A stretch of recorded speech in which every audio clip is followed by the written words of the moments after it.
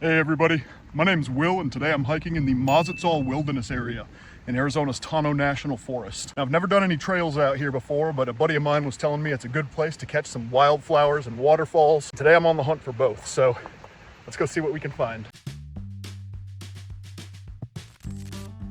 The Mazatzal Mountains, or the Mazis as they're known locally, sit just south of the town of Payson. They're a great example of a chaparral ecosystem. Now that word chaparral has a couple of different meanings depending on what part of the world you're in, but in non-coastal environments like Arizona, we typically use the word chaparral to describe a transition zone between low deserts and high forests that you typically find between 3,000 to 5,000 feet of elevation. Most of the plants that thrive here are shrubs and seasonal grasses, but you can find hardier species from both desert and forest biomes growing side by side here. Unlikely neighbors living together. It's kind of beautiful. The trail I'm on today is called the Deer Creek Loop Trail. It's about an 18-mile trek through some truly tough terrain, and it's especially awesome in the mid-spring when the snow melts and it gives life to seasonal creeks that send waters flowing through the mountain valleys. If you want a shorter but no less extraordinary version of this hike, follow the Alltrails route in the description and turn around when you hit the gravesite for Davey Gowan, a Scottish immigrant and pioneer who was laid to rest here in 1926. If you turn around at this point, it's about a 7-mile round-trip hike. One thing to keep in mind if you do choose to hike here is that this is active grazing land, so there's a decent chance you're going to encounter livestock. Crossing paths with a 1,200-pound animal can be a bit intimidating if it's your first time doing so.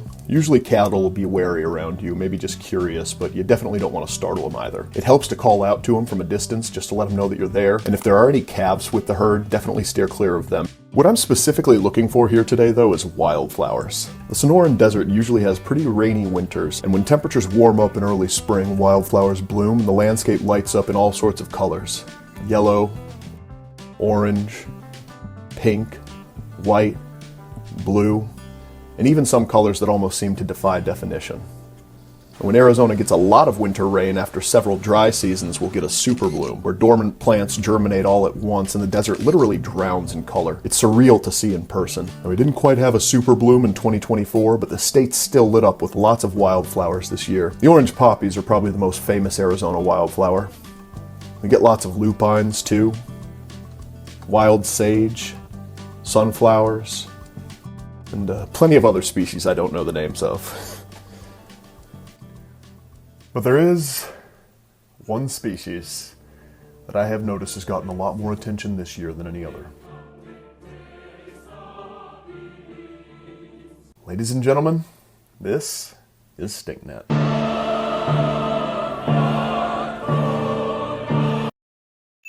We used to call it globe chamomile. We don't call it that anymore because a plant this wicked doesn't deserve a nice name like that. Stinknet is an invasive weed that looks kind of inconspicuous, but trust me, this little bulb of evil is swallowing the Sonoran Desert whole. Stinknet is easily identified by its distinctive bright, circular yellow flower. It has a particularly potent smell, kind of like turpentine, and once that smell's on your clothes, it literally lingers for hours. This stuff spreads like wildfire. Its seeds are tiny, they're light, and they can spread great distances. If you live in Arizona and your seasonal allergies have seemed worse than normal over the past couple of years, Stinknet is probably why. This plant already grows pretty densely in its natural environment, and in Arizona, where no animals feed on it, it grows absolutely unchecked. It chokes out native plants, stealing precious water from them during the winter and spring. Then the weeds dry themselves out in the early summer, spreading their seeds and becoming a powder keg of a fire hazard. Stinknet infestations have gotten so bad that they've closed down some national parks and led others to beg for help in fighting the bloom. If it's not stopped, Stinknet really has the potential to become the kudzu of the Southwest. If you don't know what kudzu is, ask somebody from the Southeast.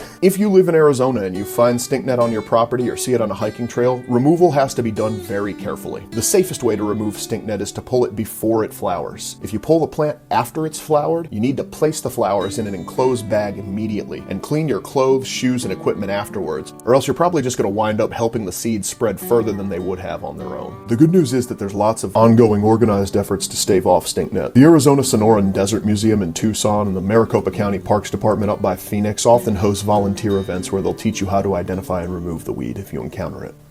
The Sonoran Desert is a resilient ecosystem. Over millennia, life has adapted to find innovative ways to thrive in the harshest conditions nature can conjure up. But change in human civilizations has outpaced nature over the past century or two, and now the desert is facing unique challenges it never has before. There's organizations responsible for helping nature's ecosystems and humanity's infrastructures adapt, but as individuals, we also have a responsibility too, to respect the land we live on. If we can each do little things in our own lives to be responsible stewards of this land, then we can conserve it for our children and their children to enjoy and learn from it in the same way that we have.